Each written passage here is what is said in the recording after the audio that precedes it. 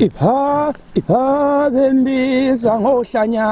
Uliphethe kanjani kubusa umali ezandla igcwele igazi lona wayikhona emarikana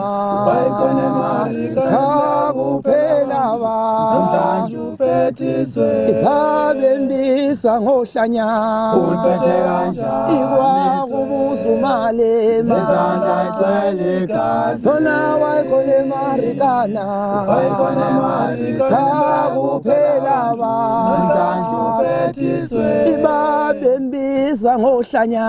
uliphethe kanjani wakubusa umali ezandla igcwele igazi lona wayikhona emarikana